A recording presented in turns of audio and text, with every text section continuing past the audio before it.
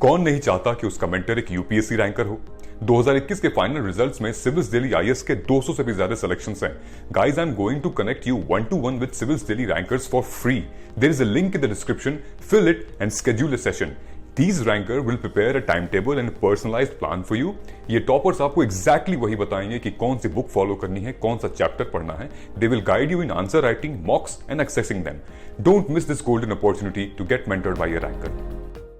Hello everyone, मेरा नाम मेघा गुप्ता है और रिसेंटली डिक्लेयर्ड JKPSC 2021 के रिजल्ट्स में आई हैव सिक्योर्ड रैंक 1। तो अगर मैं अपने बारे में थोड़ा सा बताऊं तो मेरी बेसिक एजुकेशन, स्कूलिंग ये सब जम्मू से ही हुए हैं। उसके बाद मैंने ग्रेजुएशन की है बॉटनी ज़ूलॉजी केमिस्ट्री में and then I have pursued my masters in environmental sciences from Jammu university. And 2018-19 से मैं UPSC की और JKPSC की ही तैयारी में लगी हुई थी। Cutting straight to the point, अगर हम देखें तो पूरा प्रोसेस जो है वो हमें पता है कि 3 स्टेजेस में डिवाइडेड है, प्रीलिम्स, मेंस और इंटरव्यू। प्रीलिम्स के लिए अगर मैं बोलूं तो एक बेसिक स्ट्रैटेजी रही थी कि ज़्यादा से ज़्यादा रिविजन्स हो सकें of my static as well as my current. तो पहले स्टैटिक पे आते हैं, तो जितनी भी बेसिक बुक्स थी उन सब के शॉर्ट नोट्स बनाए गए थे। उनको सप्लीमेंट किया गया था with current affairs and newspaper के नोट्स, जिनको टाइम टू टाइम रिवाइज किया गया था। और इन सब की कंप्लीट रिविजन्स टोटल नंबर 3 थी बिफोर सिटिंग फॉर प्री। इसके अलावा CSAT को इग्नोर नहीं किया था और उसको प्रॉपर प्रीवियस ईयर्स क्वेश्चंस के साथ प्रैक्टिस किया गया था। अगर हम बात करें कि मेरे sources for pre, it was static के लिए तो बिल्कुल स्टैंडर्ड बुक्स जो रहती हैं, पॉलिटी के लिए लक्ष्मीकांत हो गई, या हिस्ट्री के लिए बिपिन चंद्रा हो गई, ज्योग्राफी के लिए GC लियोंग, ये सब। तो ये तो बेसिक बुक्स मैंने कंसल्ट की थी। उसके अलावा CSAT के लिए खाली प्रीवियस ईयर्स क्वेश्चंस थे और करंट अफेयर्स के लिए मैंने न्यूज़पेपर के नोट्स, मंथली मैगजीन्स, वो आप किसी की भी देख सकते हैं, इनसाइट्स की हो या विजन की हो, वो देखी थी। And finally year and compilations, किसी भी अच्छे सोर्स से वो एक बनाया था कि वो एक ईयर एंड उसको रिवाइज करना है। उसकी भी इनफैक्ट फर्दर शॉर्ट नोट्स बनाए गए थे ताकि पेपर से जस्ट पहले 1-2 दिन में सारा सिलेबस कम्प्लीटली रिवाइज हो जाए अलॉन्ग विद करंट अफेयर्स। उसके अलावा क्योंकि मैं JKPSC का दे रही थी एग्ज़ाम, तो J&K के रिलेटेड जो स्टैटिक था, हिस्ट्री, ज्योग्राफी, पॉलिटी, जो 370 आर्टिकल 370 के एब्रोगेशन के बाद चेंजेस आए गए, वो सब, और उसके अलावा कुछ यहाँ की जो ज्योग्राफी है, यहाँ का जो फ्लोरा फौना है, ये सब, और इनके अलावा जो J&K रिलेटेड करंट अफेयर्स रह चुके थे वो मैंने अच्छे से किए थे। उसके लिए मेरा सोर्स मोस्टली ऑनलाइन जो वीडियोस आती हैं यूट्यूब वगैरह पे, वो मैंने कंसल्ट किया था। स्टडी IQ की वीडियोस मैंने काफ़ी कंसल्ट की थी इस मामले में। इसके अलावा करंट अफेयर्स के लिए मेरा सिस्टम रहता था कि मैं रोज़ के रोज़ जो कुछ इंस्टीट्यूट्स हैं जो डेली बेसिस पे जिस्ट देते हैं करंट अफेयर्स की, जैसे IAS बाबा हो गया या इनसाइट्स हो गया, तो उसको फॉलो करती थी। एंड उसके साथ साथ डेली बेसिस पे विजन IAS का जो इनिशिएटिव है of asking prelims based questions, 5 questions daily, वो भी डालते हैं, तो उसको फॉलो करती थी। जैसा कि हम जानते हैं कि JKPSC में CSAT में 100 क्वेश्चंस आते हैं, तो उसकी एक टाइम बेस्ड बाउंड प्रैक्टिस करना, वो एक इम्पॉर्टेंट एस्पेक्ट था इस प्रिपरेशन का। इसके अलावा जो एग्ज़ाम हॉल स्ट्रैटेजी की अगर हम बात करें तो वो एक बहुत इंपॉर्टेंट चीज़ हो जाती है, बिकॉज हम पढ़ते तो बहुत हैं बट एग्ज़ाम में क्या करके आते हैं वो बहुत डिपेंड करता है हम उतने उस टाइम पे कितने एंग्शियस हैं और उस टाइम पे प्रेशर को कैसे हैंडल कर पाते हैं। तो उस टाइम पे हमको ये चीज़ ध्यान रखनी है कि पहली बात तो ये, हमको कोई प्री फिक्स्ड कोई नोशन नहीं लेके जाना कि हमको 80 क्वेश्चन अटैम्प्ट करने हैं या 90 क्वेश्चन अटैम्प्ट करने हैं। हाँ, अपनी अटैम्प्ट मैक्सिमाइज करने की कोशिश ज़रूर करनी है, but that should be based on your intelligent गेसिंग। ऐसे नहीं कि तुक्के लगा के आ गए और बोल के कर दिया कि नहीं अटैम्प्ट कर आए हैं, वो नहीं करना है। दूसरी बात ये हमको ध्यान में रखना है कि हमको प्रीलिम्स टॉप नहीं करना है, हमको प्रीलिम्स में सिर्फ कंपटीशन को बीट करना है। Even if it is by half a mark, you are already in the mains, तो आपको उस चीज़ का भी ध्यान रखना है। तो उसमें एंग्जाइटी होने की भी बात नहीं है।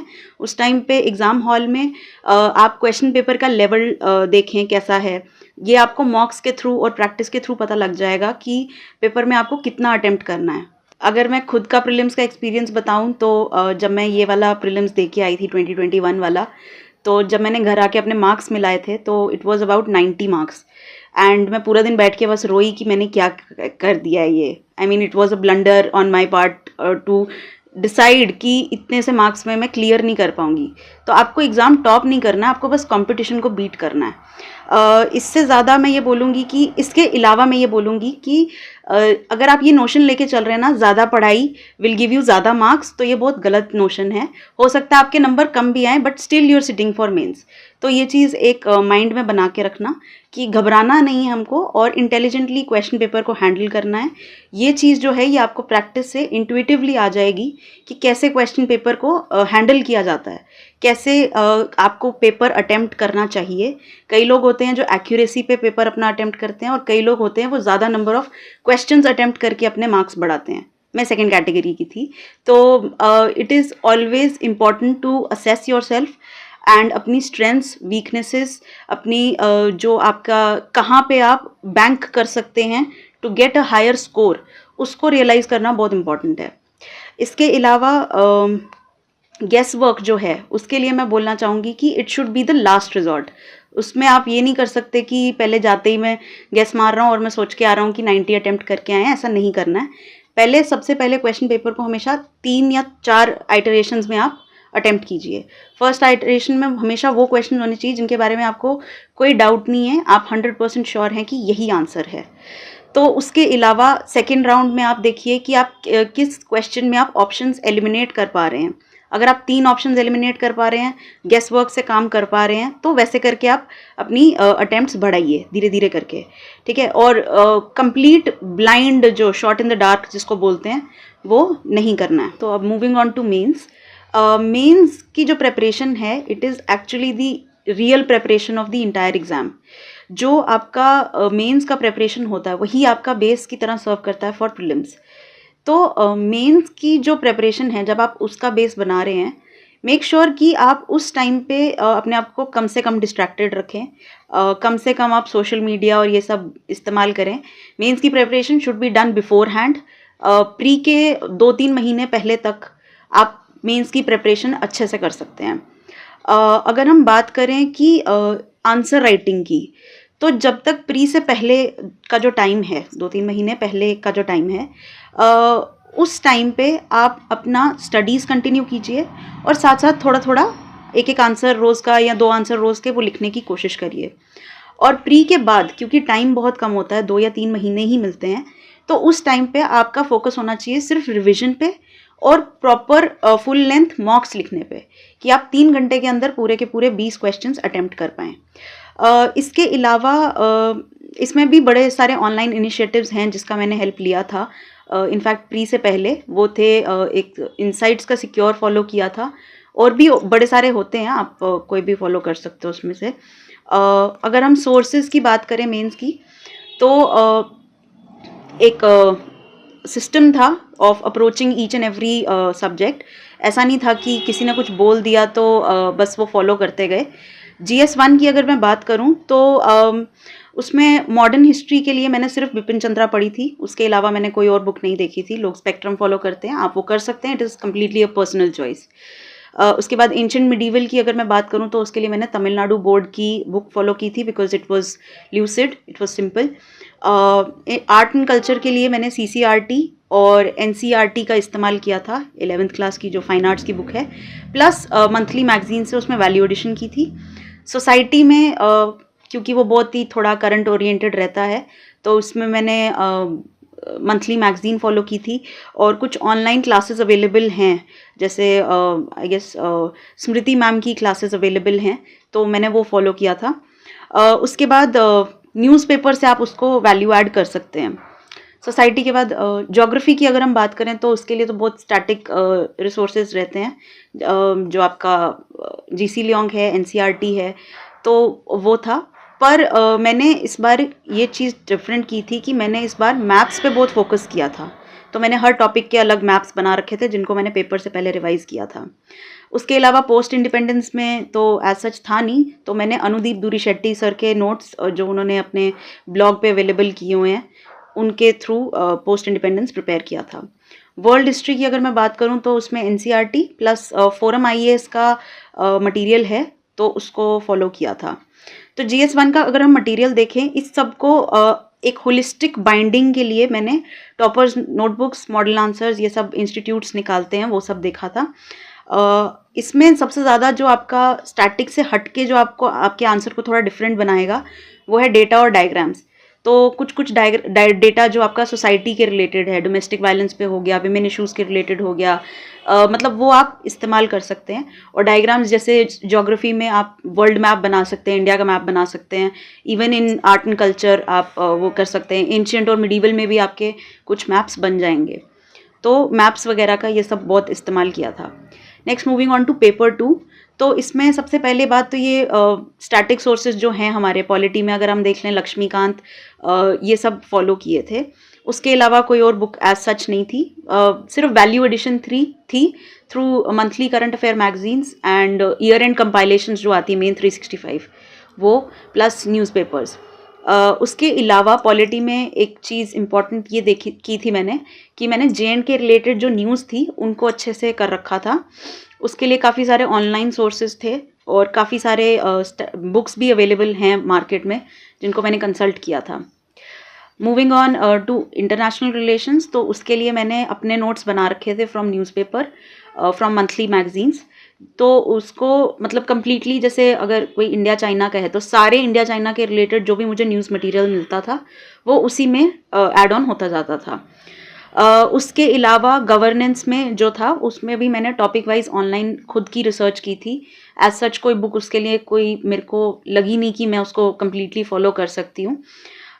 इसके अलावा पेपर 2 में ये चीज़ का ध्यान रखना ज़रूरी है कि क्योंकि ये बहुत करंट ओरिएंटेड पेपर है, तो इसमें जो भी रीसेंट जजमेंट्स आई हैं, जो स्टैटिस्टिक्स हैं, जो डेटा है, वो सब इंक्लूड करना बहुत इंपॉर्टेंट हो जाता है। कुछ कमिटीज़ हैं, अगर हम इंटरनेशनल रिलेशंस की अगर हम बात करें तो कोई भी कंट्री का अगर कोई क्वेश्चन आया है तो सबसे पहली चीज़ आप जो दे सकते हो उसमें जो थोड़ी हटके होगी वो है कि उस कंट्री के साथ डिफेंस एक्सरसाइजेस, मतलब अगर वो क्वेश्चन की डिमांड है तो this is one of the most basic things that you can give in the answer. उसके अलावा आप IR में मैप्स बना सकते हैं, जो कि एक बहुत नया एक इम्पॉर्टेंट एस्पेक्ट आ जाता है आपकी प्रेजेंटेशन में। इसके अलावा तो एज सच कुछ है नहीं GS2 में। हाँ, एक चीज़ और बोलना चाहूँगी कि GS2 में अगर आप हो सके तो टॉपर्स कॉपी भी देख लें, क्योंकि मुझे उसने पर्सनली बहुत हेल्प किया था, क्योंकि वो एक आपको आइडिया देता है कि एक टॉपिक को कैसे होलिस्टिकली कवर किया जाता है without missing out on the critical points. तो आर्टिकल्स लिखें, जजमेंट्स दें, कमिटीज़ के नाम, ये सब। So moving on to GS3, तो इसमें पहला मैंने जो सबसे इम्पोर्टेंट जो मुझे लगता था वो इन्वायरमेंट है। क्योंकि इन्वायरमेंट मेरा अपना खुद का सब्जेक्ट था तो उसमें मुझे उतनी मेहनत नहीं करनी पड़ी। करंट और मोस्टली मेरा ध्यान करंट और ये जो वैल्यू एडिशन था इसी पे रहता था। मैंने इन्वायरमेंट रिलेटेड स्टैटिस्टिक्स इकट्ठे कर रखे थे, डेटा इकट्ठा कर रखा था, मैप्स बना रखे थे, इम्पॉर्टेंट स्पीशीज़ वगैरह जो न्यूज़ में रह रही थी उनके नोट्स बना रखे थे। तो उनको काफ़ी एक्सटेंसिवली मैंने कवर किया और मोस्टली मेरा ध्यान इसमें वैल्यू एडिशन पे ही था। उसके अलावा JN के रिलेटेड जो कंटेंट था, एनवायरनमेंट से रिलेटेड जो था, फ्लोरा फौना, जो भी यहाँ के वेटलैंड्स हैं या जो ग्लेशियर्स वगैरह हैं वो सब कवर कर रखे थे। इंपॉर्टेंट स्पीशीज़ वगैरह जो national parks, wildlife sanctuaries, वो सब कवर कर रखे थे। Science and tech, disaster management और सिक्योरिटी मुझे एज सच उन पे भी एज सच कुछ स्टैटिक कवर करने को नहीं था। उनमें भी मैंने मोस्टली अपना जो था वो करंट ओरिएंटेड मंथली मैगजीन्स के थ्रू ही कवर किया। उसमें भी डायग्राम्स वगैरह पे फोकस था। सिक्योरिटी में जैसे आप मैप्स बना सकते हैं, साइंस एंड टेक में तो आपके पास खुली छूट रहती है कि डायग्राम्स बना सकें, और डिज़ास्टर में भी काफ़ी टॉपिक्स मिल जाते हैं जहाँ पे आप डायग्राम्स बना सकते हैं। नहीं तो फ्लो चार्ट्स का इस्तेमाल बहुत इजीली किया जा सकता है पेपर 3 में।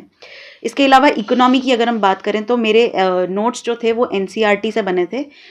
उसके अलावा मंथली मैगजीन्स पे बहुत फोकस था बिकॉज ये भी बहुत करंट ओरिएंटेड रहता है। और इसके अलावा जो था वो मैंने बजट और इकोनॉमिक सर्वे, इन दोनों पे भी बहुत ध्यान दिया था। इनसे जो इम्पोर्टेंट डेटा स्टैटिस्टिक्स कुछ मिलते थे तो उनके भी मैंने नोट्स बना रखे थे। और इन चीज़ों को डिटेल में समझने के लिए मैंने बायजूस का मटेरियल उनको कंसल्ट किया था, उनकी वीडियोस इस पे पढ़ी थी।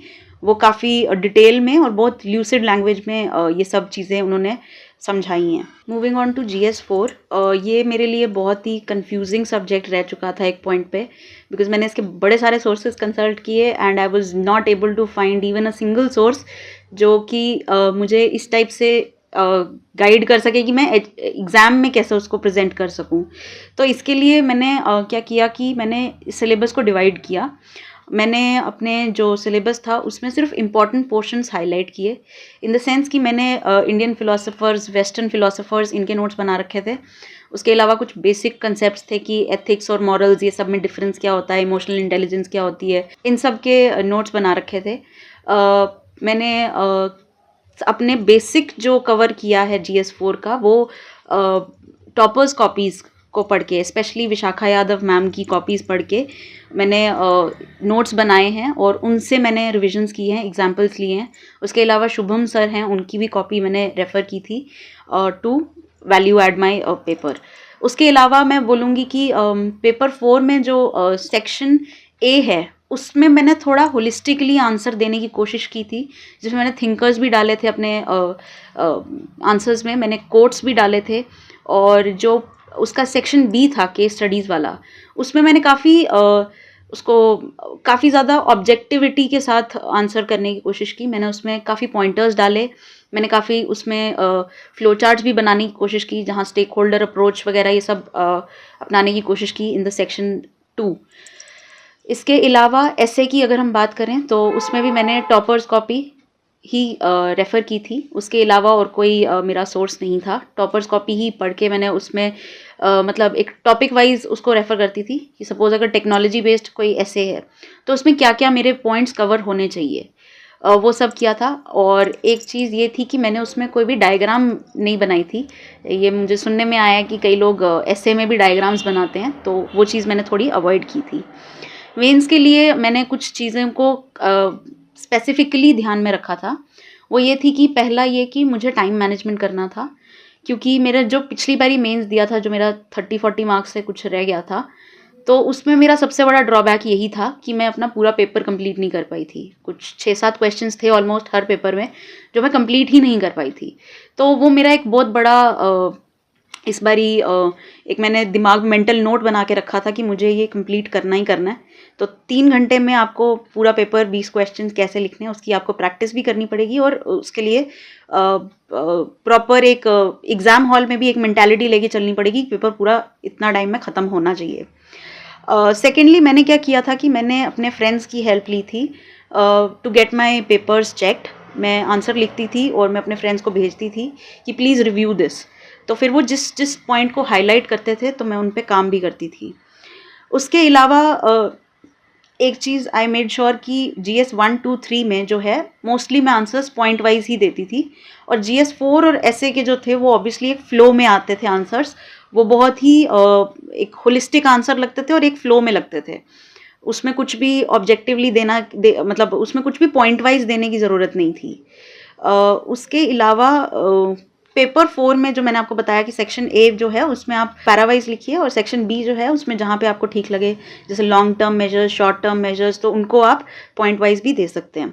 उसके अलावा मैंने आई मेड श्योर कि जहाँ पॉसिबल हो वहाँ पे मैं डायग्राम्स डालूँ, सब हेड्स प्रॉपरली दूँ, जहाँ पे हो सके ब्लॉक लेटर्स में उसको कोई भी अगर कोट मेंशन किया तो उसके थिंकर को या जिसने वो कोट बोला है तो उसको ब्लॉक लेटर्स में अंडरलाइन करके प्रॉपरली दूँ। जहाँ पे भी मैं डायग्राम बना रही थी वहाँ पे उसको मैंने प्रॉपर एक बॉक्स में बनाया था, और डायग्राम कभी भी मैंने पेन से नहीं बनाई, मैंने पेंसिल से प्रॉपर लेबलिंग के साथ डायग्राम बनाई, जिसको पूरा नीचे मतलब अच्छे से प्रेजेंट करके आप मतलब ऐसे बिल्कुल भी शैबी लुक नहीं दिया। मैंने पूरी कोशिश की कि प्रेजेंटेशन जो हो वो अच्छी हो, बेशक कम आता हो लेकिन अच्छे से दिखाया उसको।